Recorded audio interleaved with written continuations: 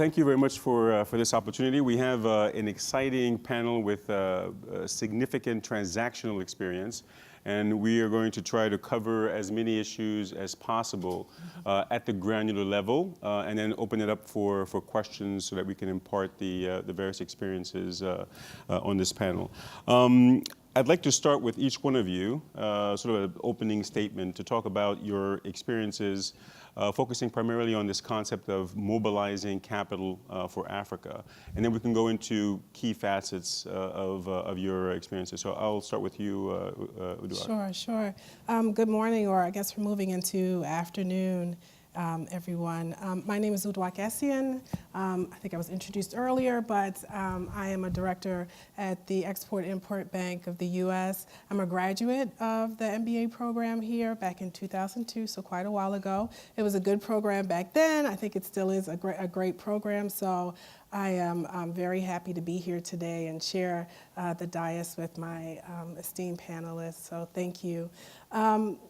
At first, I feel obliged to give you a little bit of background about Exim Bank, and then just perhaps a few general comments about the work of Exim Bank in Africa and my personal experiences as well.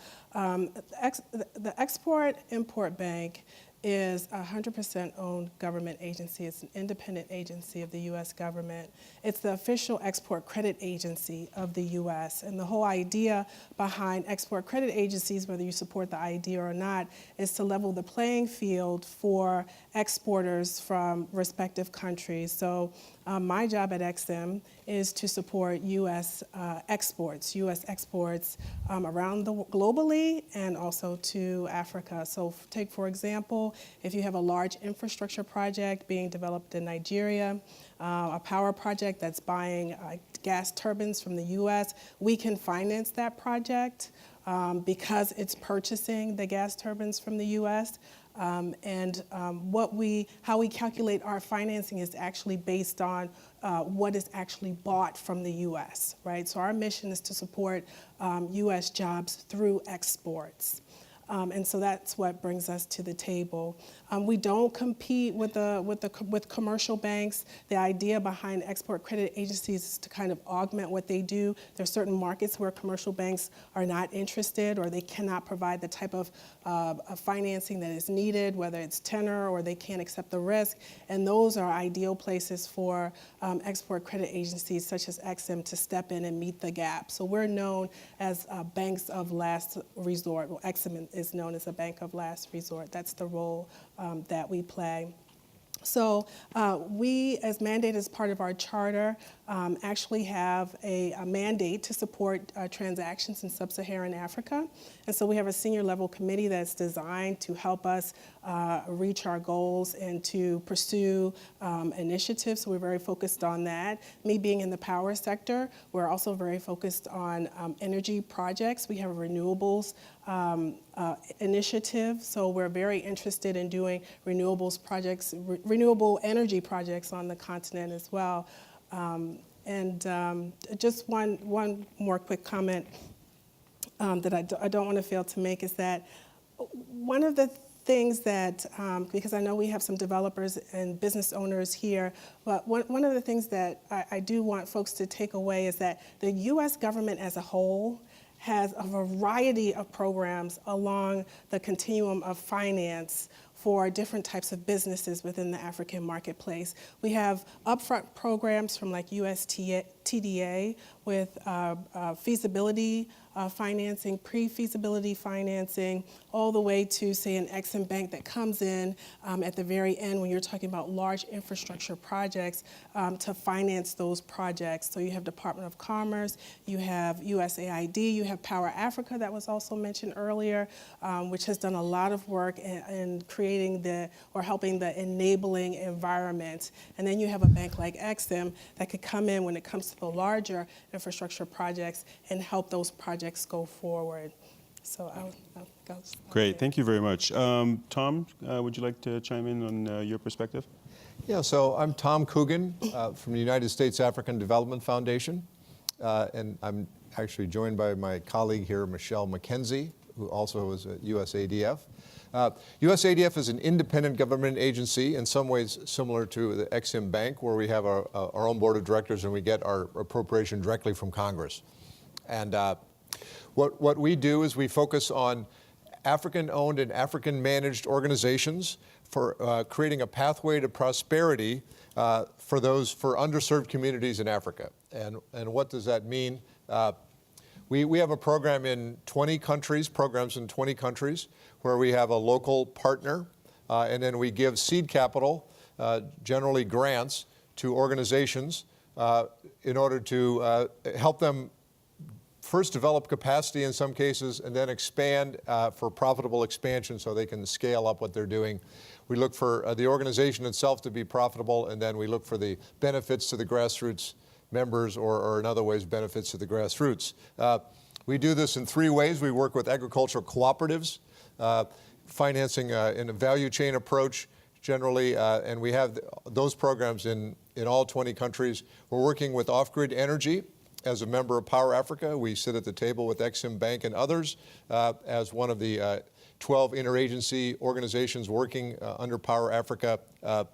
And we're financing off-grid energy in a major way in 10 countries in Africa, and then we're expanding that, and we're doing it in smaller ways, but hoping to expand it to all 20 countries where we work. Those take the form of, that could be solar. I'll get into that in a minute, but about 2/3 of what we fund is solar. The other third, biogas, biomass, hydro, mini hydro, wind, and other types of innovations, sometimes hybrids. And we also do youth entrepreneurship.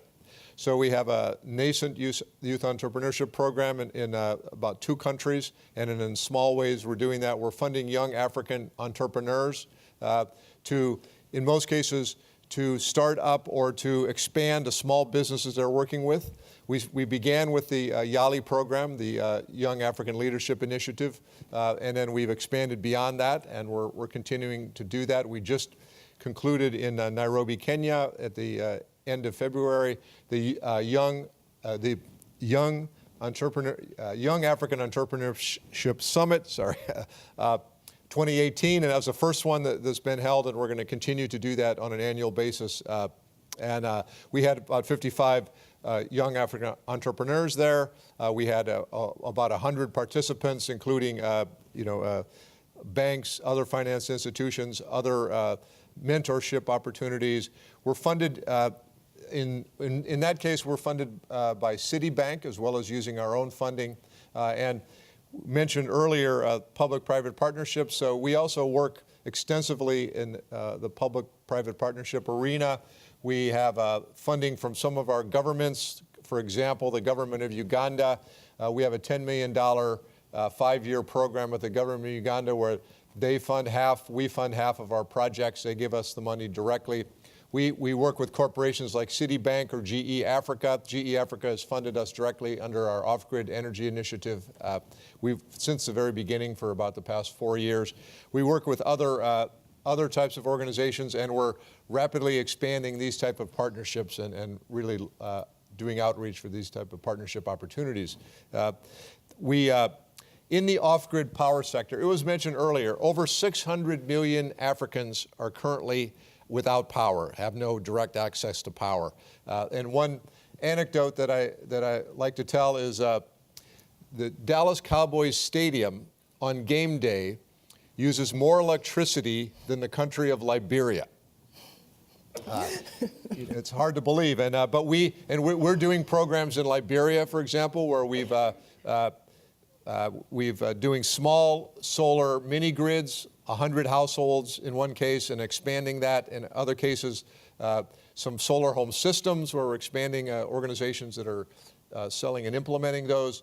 And we had the president, the first female president in Africa, Ellen Sirleaf Johnson, come to our site and said, Power Africa and USADF are actually doing something, and turned the lights on and helped inaugurate one of our sites in central Liberia.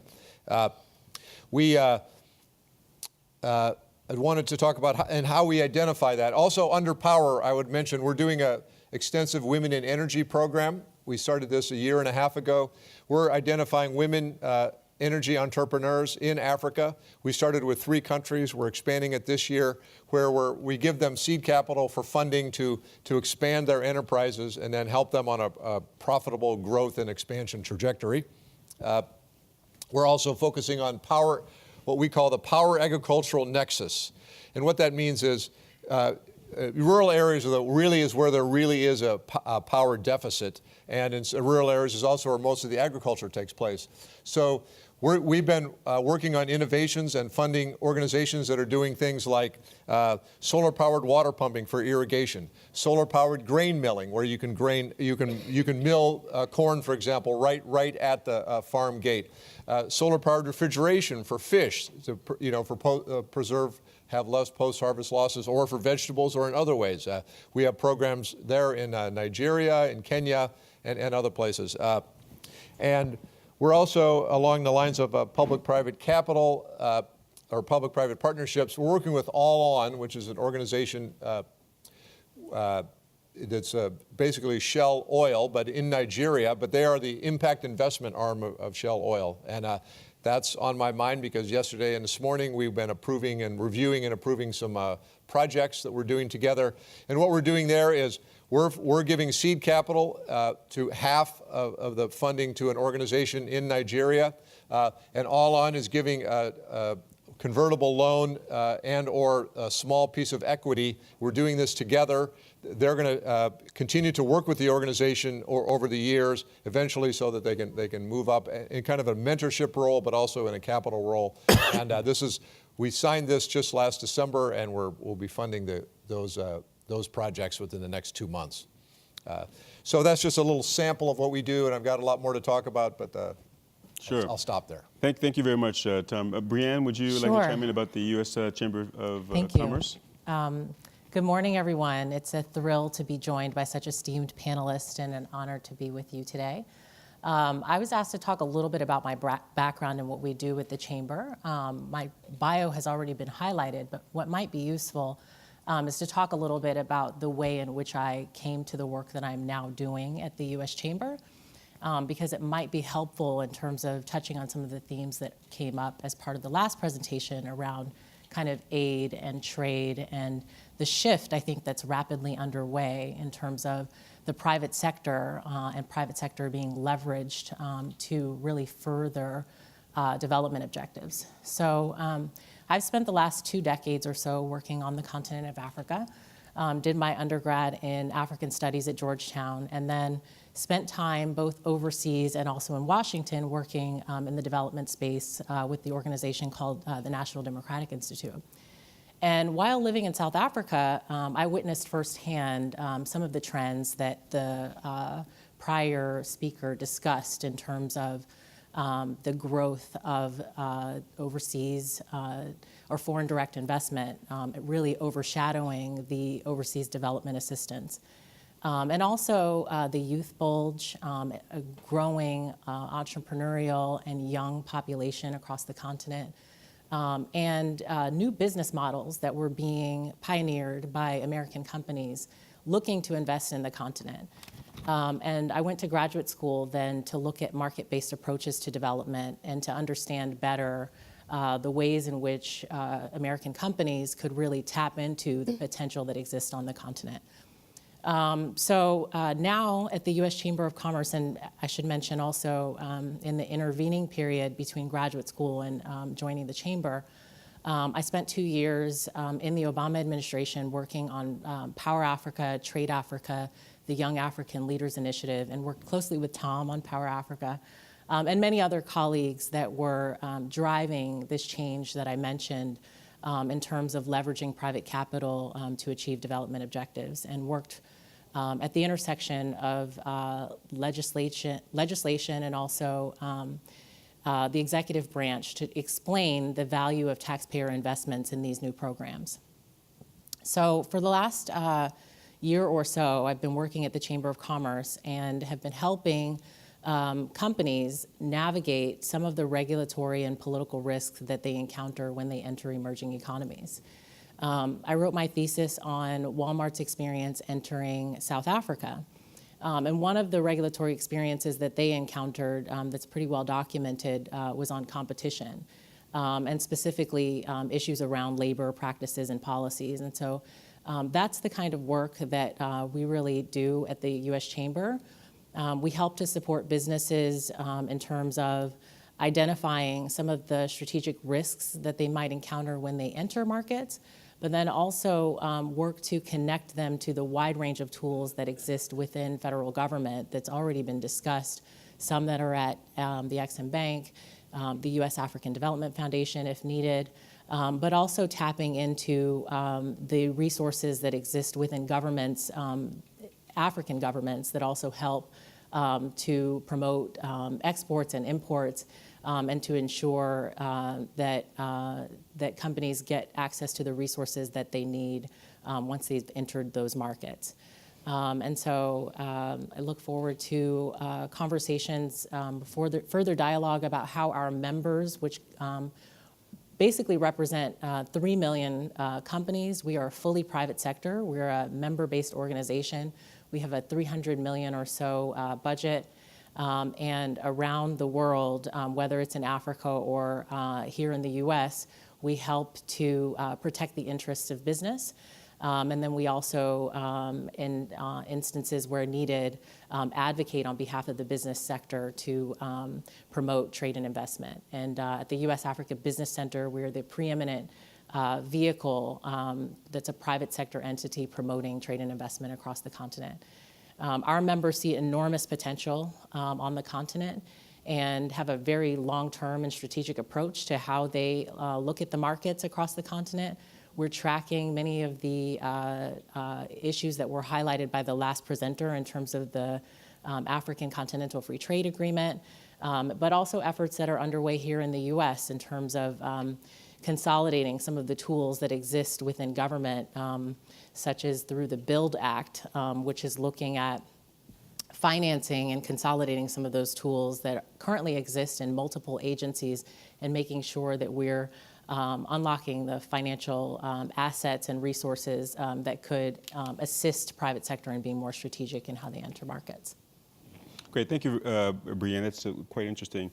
I've been given a challenge of being both a moderator and also a presenter, so I'll try to do as best I can to manage those two.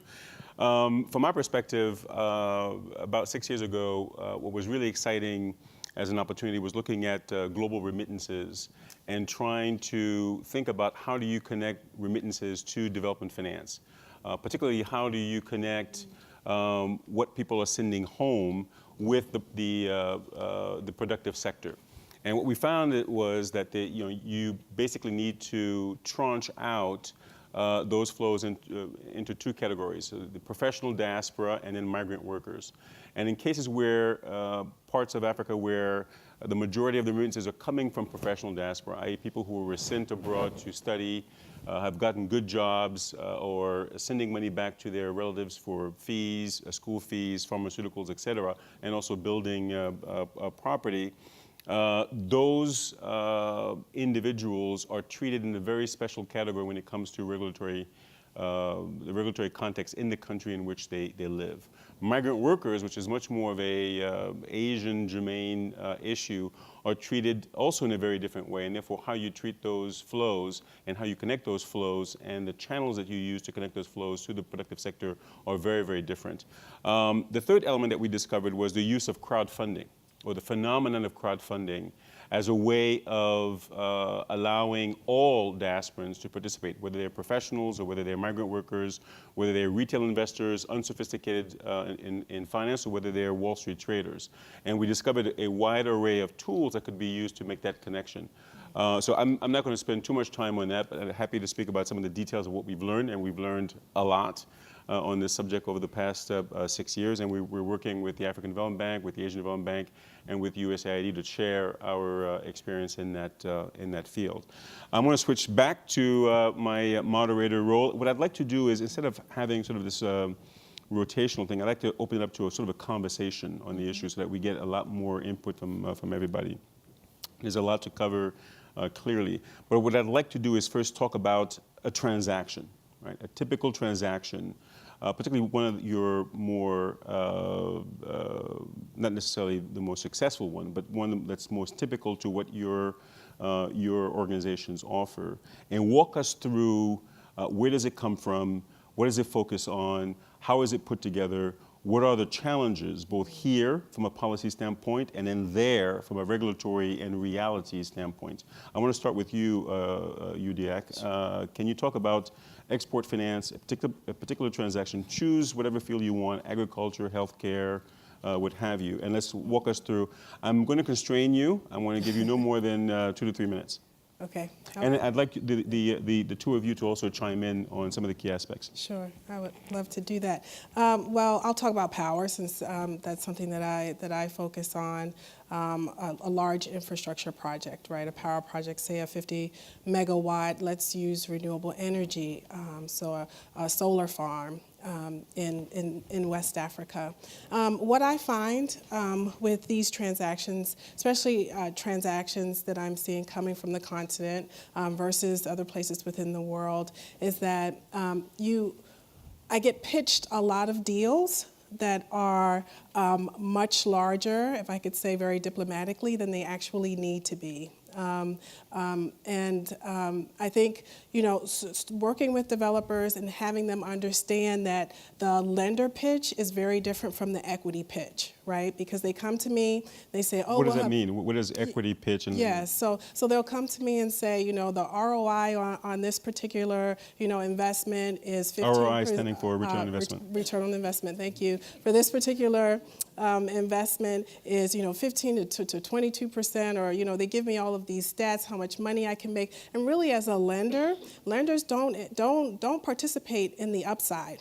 We just want our debt to be repaid, right? And we just want to make sure that the project can be built, it can be implemented, it can be operated, and that we can be repaid according to the schedule. And so the challenge in working with developers and helping them to know how to approach the lender institution, what lenders are looking at, is very different from what venture capitalists or private equity is looking at. Is very important.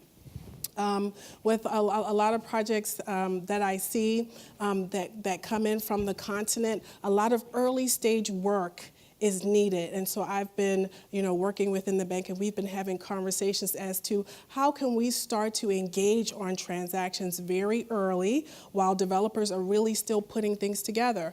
When you talk about very large infrastructure projects, they could be 5 to 10 years in the making before they even get to me, right? A project that can be financed, that's bankable. A lot of work has gone into that. And what I've noticed on the continent is that engagement a little bit earlier really helps bring the project together, because a lot of times the governments are involved in the project, right? Because you're talking about power. There's a dearth of power. Power is very strategic, hence the government is very focused on it. A lot of times the off-taker, so if you have a generating plant, is going to sell energy. It's usually going to sell energy to a utility. Utility is usually nationally owned, so the government is sitting behind the utility. Utility is probably operating in the red. Many utilities do, so they will require the support of the government. So coming in as a lender and talking to the federal government early and letting them know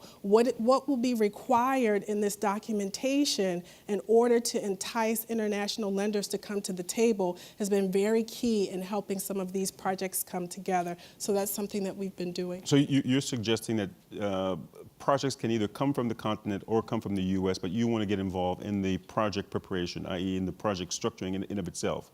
That's right. Is that because it's driven by constraints within your organization as to how you make decisions on funding, or is that what's driving your need to get involved early on? It's really the project structure, right? So for the larger infrastructure projects, they usually come in on a project finance basis, right? And what project finance is, in a very short nutshell, in a nutshell, is you're developing a special purpose vehicle, an SPV, to own an asset. It's a greenfield asset, so it doesn't exist. It doesn't currently have any cash flow, but yet you want to borrow money from me to build it and to operate it, right? So it's very different from coming in and financing a business that has been in existence for the last 10 years, 20 years, that has operating revenue that's profitable. That's easy for me to underwrite, and we underwrite those types of loans as well. But the infrastructure projects, they come in on a project finance basis, and so a lot is involved there. And so there are a lot of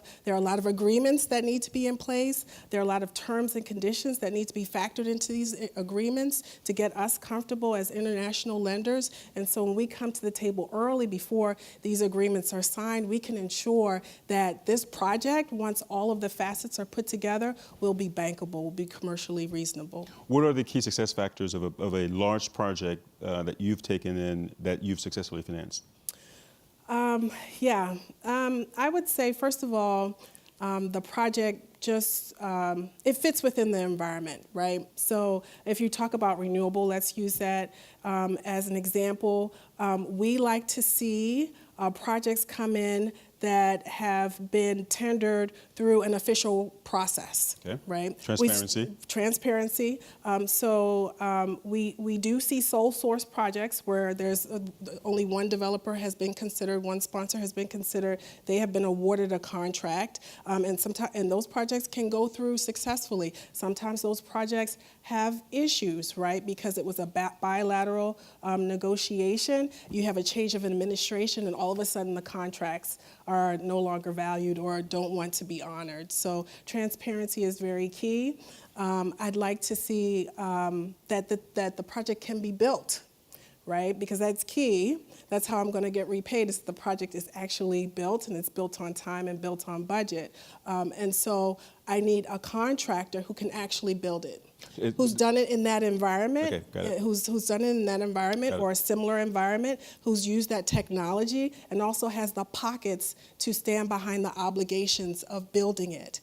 And so one of the challenges that I've seen on the continent is that a local developer will come in and not have the experience of implementing a project. And the first thing that I do is try and suggest, or to the extent that I can, is matchmake. Have you considered, working with an international developer who has this experience that can help you implement this project? Usually it's not very tasteful, because when you JV like that and you bring joint venture and you bring another party to the table that's more experienced, they're going to want to cut a large cut of the deal, and usually the local developer doesn't want to provide that, right? But that's a precondition to getting finance from you. You have to have the experience. You have to demonstrate that you can build it, and that it will be built successfully, and that you can operate it. So I'm assuming here that in addition to providing finance, you do matchmaking, and the idea is that if you find a prospective joint venture entity, that adds to the credibility of the project, which facilitates the financing on your end. Yeah, I just want to be clear. Our official role is not to do the matchmaking. Okay. If we can, we try, right? And we make suggestions. But that's really what brings the strength to the transaction, is the sponsor, the development team, what we call the EPC, the engineering, procurement, and contracting, right? Okay. Having that experience to actually build the thing, make sure that it works, so that lenders who come to the table want to finance it because they know that they're going to get repaid. Got it. Tom, your involvement with Power Africa and your interaction with Exim Bank, can you talk about that? We haven't worked directly with Exim Bank, but there are, on that continuum of finance, we're probably at the very beginning, where we provide seed capital, and Exim Bank is probably somewhat at the other end, where they're doing major projects. What is the nature of the seed capital that you're offering? So we do. I mentioned one where we do a 50% grant and 50% convertible loans. But generally, we start with a grant, and what we do, I could walk through very quickly, like a process for the off-grid energy projects. Sure. What we do is we do what we call off-grid challenge. So we advertise in a country, we solicit for proposals and projects. Then we have a panel of outside judges, as well as people within USADF, that score those, review those, and then we do a selection depending on how much, what our budget is for that country.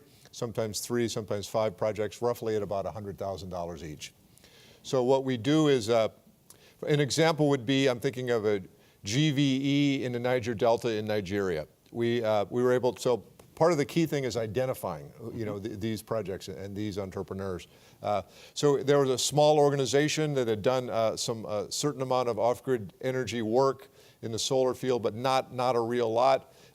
We funded them to do a micro mini grid in a rural community of about 100 households. And so in effect, what they did is they became a mini utility, but they showed and demonstrated that that model worked, and then they've actually been able to expand significantly since then. I think at this point, they have over almost $2 million in financing, about $1.8 million in financing, where they've expanded in different states. But so we do that identification. We have a local partner that works with the organizations for implementation and support them so that they are able to, when they run into a problem or as they go through the process, they can do that. We look for very strong financial systems so they're able to report well and track their own finances. And then and you'd asked about the challenges. I think for our organization, those challenges that we see with the organization, first of all, the key success factors, maybe we would say, is that the first one would be project design. You have to have a very good project design.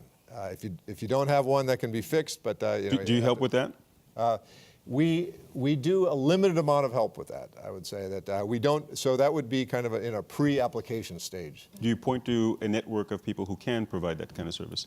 We often do that. What we do find is we do get great excess of well-designed projects. Okay, so, good. Great. And so we focus on those. Then secondly, management. So the management of the organization to make this work. Without a well-designed project, without good management, is not going to work very well. And we support that in certain ways. We build capacity through training and also especially through the financial systems. And then I think thirdly, key success factor is that they have a vision and a profitable plan for expansion and scalability. Where are they going once they've done this, and how are they going to profitably expand? What's their vision for the next 2 years, 3 years, 5 years? So I think with those, what we found is we've had really good success with implementing these kind of projects. Great. Brionne, you want to chime in on your Sure. experience and challenges? Let me say that the U.S. Chamber of Commerce is not directly involved in deal structuring, but based on my experience in Power Africa, and also some of the well-known challenges as investors enter markets, one of the typical difficulties that our members encounter is working with officials that may not have familiarity with these very complex financial transactions. And so, for example, with the Korbeti Power Project in Ethiopia, a significant renewable energy project with Power Africa support, it took well longer than anticipated to work with government officials that really many of whom don't even have their own bank account, right? So some of the conversations that we're having here in terms of how do you structure debt and equity and how do you unlock the potential that exists in a renewable power project, it took a long time for government officials, USAID that is spearheading some of that work in Ethiopia to really walk the government officials through that process. Something that our members also look for when they're considering investments, apart from the business conducive environment that has already been mentioned, is also whether or not they'll be repaid. And getting their capital out of the market is another key criteria. And so that's also an issue that I think a lot of our members have encountered, where they then seek support from an organization like the Chamber to access the regulatory kind of tools and to get to the right people to get their finances get repaid and also get issues that they might encounter from a regulatory standpoint addressed. Okay. So chiming in from the diaspora angle, what we've seen, particularly in the case of off-grid, and this is in the UK, unfortunately not in the US, where DFID, which is the equivalent of the US Agency for International Development, has partnered with local crowdfunding platforms like Lindahan and ETHEX, ETHEX, to provide short-term loans to the crowd, i.e. retail investors, including the diaspora, to finance companies that provide off-grid technologies in Africa.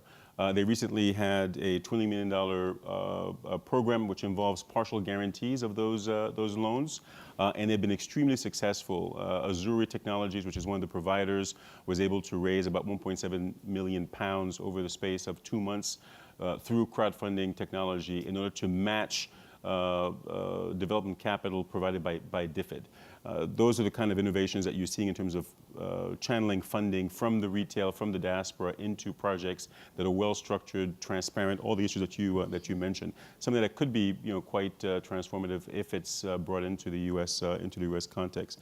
I'd like to shift a little bit and talk about some of the macro issues that are going on in Africa and how you perceive that either as an opportunity, as a threat, or else.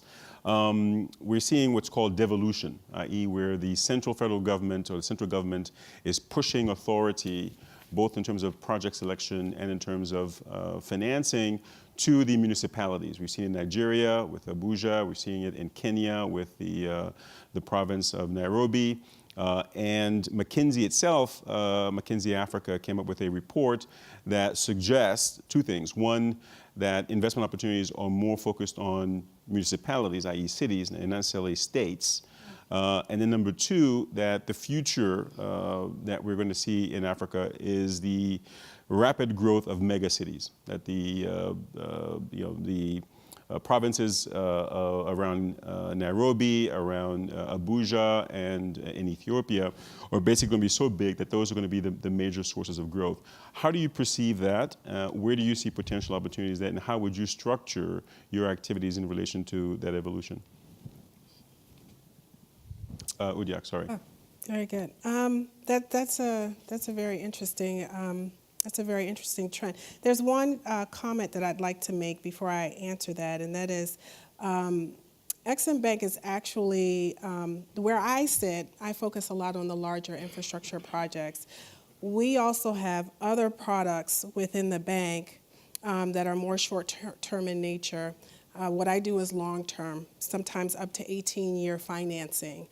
We do have short-term products that are U.S. exporter facing. So if you are a U.S. exporter and you're exporting into the African market, we do have financial products for you as well, mostly in the form of working capital guarantees, receivables, insurance. So those products are available as well as when you talk about the continuum of financing. With regard to Eric's question about devolution and municipalities and large megacities, one of the places where I have personally experienced this is actually in India, right? When we first started financing renewable energy projects in India, it was really on the national level in terms of the government support. Okay, as the program continued to evolve, that would spread out to the municipality level. And I can be honest with you, from my personal experience, it was a bit the credit was a bit more difficult to underwrite. Right? But they are moving forward. That program generally has its challenges, and I don't want to focus on that here. We're focused on Africa. But it is a bit more challenging because you don't have the sovereign. You don't have the full faith and credit of the nation sitting behind whatever obligations that you are actually underwriting. But the projects that we tend to work on when we see the large infrastructure projects, they're usually located in because of the nature, right? It's very industrial. So they're usually located in a remote area, but they're situated to serve obviously the major clusters of population, right? So that power will make it to Accra, will make it to Lagos, will make it to Abuja, all of those major cities. But the one thing to consider there within that paradigm is how does it make it there? And that's the grid, right? And that's one of the issues where we see as a problem in terms of implementing these larger power projects is is it sustainable, especially with renewable power, which tends to be intermittent power. You don't get it 24 hours a day. It's not stable. It's not base load unless you have battery or some other supplementary power. And so can the grid be stable with the renewable power? Can the grid support all of this new power coming on to the grid? And obviously, transmission and distribution is, you're talking about very large networks. Here in the US, if you just drive down the street and take a look at the power lines, that's a lot of infrastructure. It takes a lot of time to build that stuff. I sat on a panel once where someone talked about the amount of money that it would take to build out the grid to where it needs to be, and I think it was hundreds of billions of dollars, right? So we can try and get the power projects built, which is challenging, but you also have to have the supporting infrastructure to do that. Mm-hmm. Tom, I want you to chime on this question, but I'd like for you to also sort of plug in the youth entrepreneurship element, right? Because when you're talking about mega cities, you're potentially talking about youth employment challenges. And can you try to talk about what you guys are doing in that space and what does it mean in this new environment? It's a really, really good question, and I think devolution works both ways. We've seen in Kenya, that they've actually pushed money out to the counties, but as far as the rise of megacity goes, that's happened and is happening. Lagos is one of the largest cities in the world, what I call the wonderful, magnificent chaos of a place like that. Accra, we were just there, Michelle and I recently, I had an experience. We arrived at the edge of town just at dark, thinking, we're getting back to where we're going, early, and it took us 3 hours to get across town. But that's important because, yes, it's a concentration of resources. It's a concentration of startup businesses and innovation, and it's a concentration of all kinds of things are there that you're really not going to get in the rural areas. But what we do see then is, like with the youth entrepreneurs, the real innovation we're finding is generally in a place like Nairobi, in a place like Lagos, but then they're actually taking those innovations and applying those to rural areas, and we're seeing that with off-grid energy, but we're seeing that with also like our youth entrepreneurs. So we've one example, Brenda Kasig-CJ, who is in Kampala. She had we'd funded her. She was doing a small recycling, plastic recycling. She actually then identified that she found that she was able to actually make eyeglasses from the plastic that she'd recycled, and saw this need, and then actually has been producing those and selling those through schools. So she actually took one innovation, and then moved it into another area. And so that includes, rural areas where sometimes they'll do testing in a school and find that, the parents never knew that the children actually needed eyeglasses, and it can really change things. And these are very low cost. And she's made a very successful business out of that. That'd be one example. So it is true that megacities and the concentration, and that's where you're going to find the innovation, and that's where you're going to find the kind of the excitement and what's going on, and that's where I'm not saying that's where the youth want to be, but that's where we often identify these young entrepreneurs. But they're also moving those innovations to the rural areas. Brionne, want to chime in? Sure. So I would just say that in terms of the rapid moves that we're seeing towards devolution, that governments are also looking at their development trajectories through the lens of job creation. And they're viewing the private sector as a partner in creating jobs. And as a result, the opportunities that are offered through devolution also create new opportunities that previously hadn't emerged in terms of reaching rural or remote populations. And I think businesses are coming up with creative models to reach some of those rural populations. And so there are also, I think, some complex regulatory challenges that also emerge if now you're no longer negotiating just with federal government, but you're negotiating with municipal government, and you have to now pay taxes at multiple levels. And so that dynamic is also creating new regulatory challenges, I think, for businesses that are seeking to navigate these contexts. And there are actually, I think that presents a really great business opportunity. New organizations have been created to help companies also figure out how to be strategic as they enter. So one that comes to mind is an organization called Frame, F-R-A-Y-M, which is actually pulled together this great database of data that had in the past been used primarily for health and educational purposes, but use that data to actually identify where are the highest potential for, say, a product that might be a product that a Procter & Gamble might be producing, a detergent or something. They may look at where is the most likely demographic of individuals located from a kilometer to kilometer square area to target the delivery of a product in an area where it's most likely to be profitable.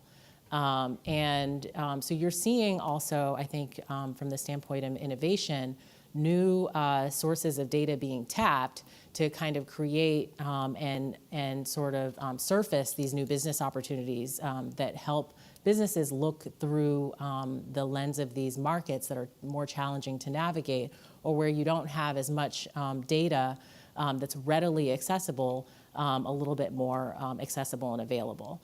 And so I think that that's a trend that we're going to continue to see. And then the other thing that I'll just mention in terms of innovation and jobs creation is that you're also seeing companies pioneering new approaches to looking at how, for example, to assist rural communities get access to the internet, for example, through the creation of Zune, something that's like, suspended in the air that actually helps remote populations get access to internet. And that also unlocks a whole new potential that's created by the digital economy that Microsoft, Facebook, and a number of other groups are pioneering, and so, or companies are pioneering. And so I think that's also an opportunity. And then a third trend I would elaborate on is just the public-private partnerships potential there. So UPS, for example, in terms of delivery of humanitarian assistance, has partnered with companies to use drones to actually deliver health goods to remote communities. And so I think that the devolution and what you're seeing in terms of reaching more remote populations is also creating and exposing new business opportunities and forcing the development of new business models. Great. I want to end with one question before we go to lunch, because I see very hungry eyes there. China.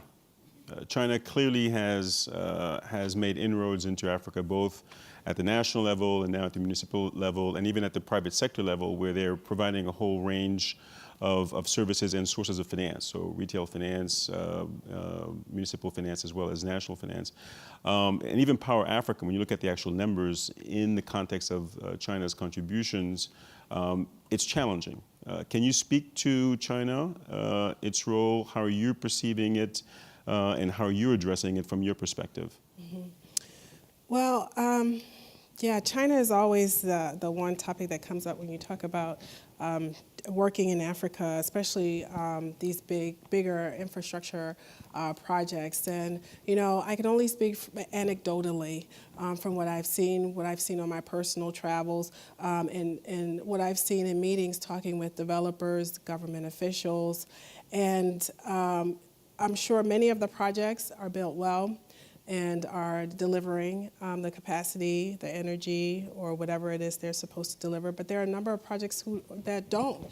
Recently, I was in Nigeria, and if you fly into the International Murtala Muhammad Airport, there's a large building standing right there, and it's been there for a year, and it has not opened yet. And so there are lots of issues that in working with with Chinese contractors. But I think you need to do your due diligence, right? Because a lot of projects are going for it, a lot of projects are working, but you can't be attracted by strictly a low price. You have to make sure that the project can be implemented, because at the end of the day, you're going to waste more money chasing Chinese money if you're not bringing the right parties to the table. Mm-hmm. Okay.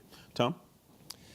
I think I'd make a couple comments there. One, clearly we need to be aware that China is being very strategic in their investments and what they're doing, and I think it's a challenge to us, the U.S. and others, to be strategic as well, and to be able to do that in the right way. In the off-grid energy field, we actually there's American companies that compete and have better quality and compete on price in things like batteries, connectors, inverters, and things like that. On commodities, not so much.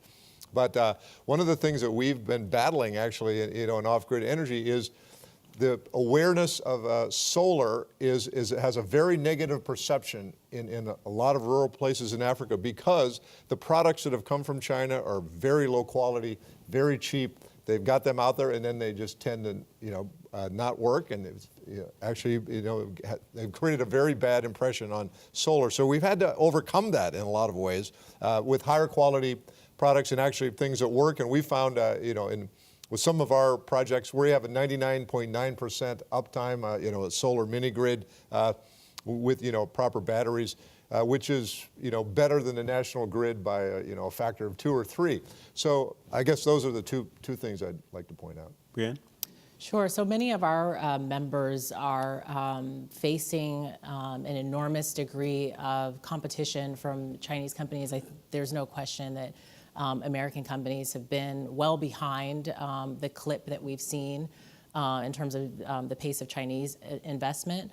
I think a lot of that is helped by state-sponsored support, particularly in the infrastructure space. If you look at China's investments, $50 billion, I think, in 2014, through state-sponsored financing vehicles that really enable Chinese companies to compete for deals that are government procurements that American investors, for a variety of reasons, are unable to compete with just on the financing alone. But then when you compound that with the fact that that the Chinese government also sees Africa through the lens of the strategic long-term engagement and mineral extraction, and the fact that I think for a long time, American investors have been more risk averse. They also face stricter compliance around Foreign Corrupt Practices Act. And then add to that also the fact that on cost, right, American companies are also not quite as competitive. But I think that this is also why the Chamber supports initiatives like the Global Procurement Initiative, which encourages countries and governments to look at best value as opposed to best price. And so those kinds of initiatives really, I think, will change the trajectory, along with some of the other reforms that are being currently considered through legislative proposals around financing, the ease of accessing the tools available through Exim, OPIC, and other agencies. And then also, I think that we really do have an important hurdle in terms of helping to support American companies to understand the long-term value and the benefits and the return on equity and investment that exist in Africa's growth markets. And so we've put forward a set of recommendations at the Chamber to the Trump administration, looking at a wide range of different types of policy interventions that could be helpful and supportive in terms of growing American companies' presence on the continent. But also we're seeing that through direct experience that governments have had working with Chinese companies, that there's also a preference to work with American companies, and we're tapping into that as well. And just to add on to that, I think that that definitely does exist. That I do see a preference to work with American companies. I do see that in many different sectors. But I think the lure of the low price is the issue. And one of the things that was mentioned earlier, and one of the things that we're facing that we don't have an answer to, is the way we operate as an export credit agency. We've signed an agreement called the Oecd Arrangement. And what it does, and many other developed country export agencies, credit agencies have signed that agreement. And under that agreement, it provides for terms and conditions for which you can offer your financing. It also provides for minimum pricing, right? So that exports are competing in terms of, price and quality, right? And not necessarily money being thrown at the project or at the exports from the state-sponsored entity. So we've signed it, many in the European Union have signed it. Obviously, China has not signed it, and that's something, Russians have not signed it, and that's something that we deal with every day. They're able to do things and offer pricing that we cannot offer because we have signed on to this agreement. Great. On that note, what I'd like to do in the interest of time is sort of open it up for how many questions? A couple of questions, and then we can wrap up before lunch. Could you please identify yourself and your organization before you ask the question? And then if anybody on the panel you're directing the question to. Thank you. Dr. Ibrahim with the Smith School. The question to the whole panel. How do you see the Trump administration and comments on Twitter that he makes about Africa may affect decisions of these countries doing business with the U.S. Compared to China, who probably will treat them as equals? Thank you. So we'll take a couple and then we'll open it up. Go ahead. Oh, sure. Good morning. Andrew Sanchez. I'm from George Mason University. The question I do have, a lot of the speakers before talked a lot about revenue and debt, specifically for you, Ms. Essien. I'm sorry if I got the name wrong, but as a lender, you talk about getting your money back, obviously. Have you seen any of the issues that, like the World Bank mentioned, about debt, with the whole issue with debt in Africa specifically? So. Okay, we'll take those two questions. Want to start with the second one first? Or? Oh, sure. I'd be happy to. I'm glad that you did ask that question. Thank you for that question, because actually there were a lot of interesting things in that presentation. And one of them was, sustainable debt. And as I laid out before, especially when you're talking about energy projects, right? And energy drives the economy. Right? Businesses need cheap, reliable energy in order to manufacture. You got to run that engine. So you really need that power, and usually power that comes from the grid versus, diesel power. But one of the things that we're seeing is a lot of times one of the stakeholders in the structure of the transaction is the utility. The utility is not creditworthy, right? And so you look for state support. One of the challenges that we're seeing these days is that federal governments are unable, because they may have signed on to some World Bank program, they're unable to stand behind the obligations of the utility, because that is contingent debt, right, that you have to disclose on your balance sheet, and you get a hit for that. So that is a challenge that we're seeing nowadays, and we have to be more innovative to come up with a structure to ensure, repayment. One thing that I didn't talk about earlier is that as an ECA, we're not grant making. We're not development finance institutions. There are a lot of different types of institutions that sit along the continuum of finance. We have a mandate for a reasonable assurance of repayment. So we are looking at credit-worthy transactions. We do want to get paid. We are guardians of U.S. taxpayer dollars, because that's where we're dispersing from, right? And so we have to come up with these these structures to make these deals creditworthy without, in some cases, having the obligations, the sovereign standing behind the obligations of the project, or just generally speaking. But one of the things that we've done is just kind of limit those obligations to certain events, right? And sometimes that is more feasible, that's more palatable, that can be accepted. And so that's one of the things that we've done. But it has been very challenging when you're talking about debt levels. And I think what was reported earlier, 70% debt levels, and lots of floats on the Eurobond market, and current payments that are coming due, and how will those payments be made. So those are real issues. Any other comments on that from the other panelists? None on that. No, on that. Can you speak to the first question? Yeah. So the second question was about the Trump effect. You want to focus on that? Everyone's looking to me. I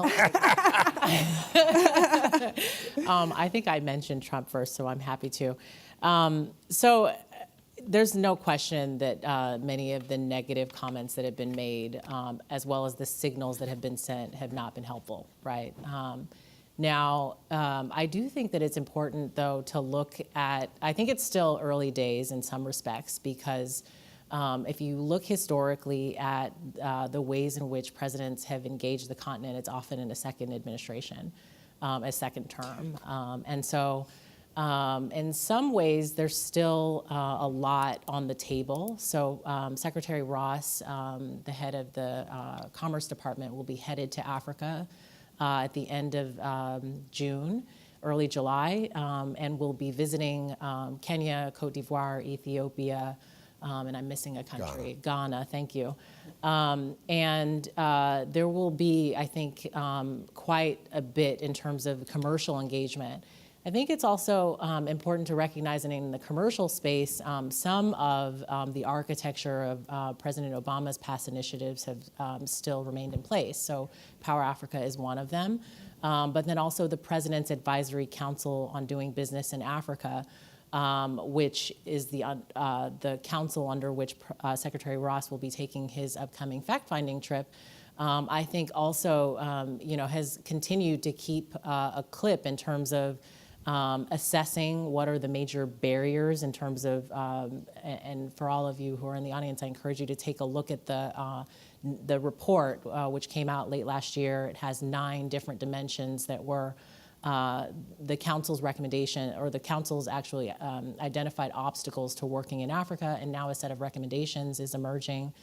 And so I think we still have to see what the impact might be. Obviously, from a diplomatic standpoint, it hasn't been helpful in terms of the overall strategy and just the appreciation of the continent as a partner. But I think there's also something that is somewhat palatable in the Trump messaging around getting the best deal. And oddly, in my anecdotal conversations with Africans that I speak with, there's something around kind of this notion about whether or not there can be negotiations under which Africa stands to get a better deal. And the concept of America First is certainly not new. China has been looking at its approach with Africa as China First, and it's time, I think, that Africans also look at their countries as Africa First. And so there will be, I think, still discussions underway, and we're closely tracking that, and still look to what might emerge from the upcoming trip. And our members are quite active and engaging and trying to figure out where there are opportunities. Thank you. From the diaspora standpoint, on a lighter note, I think the response is fairly evident in the Black Panther movie gross box office numbers. So on that note, I want to thank the panelists. I think this has been an incredible contribution and discussion, and also the Smith School. Thank you.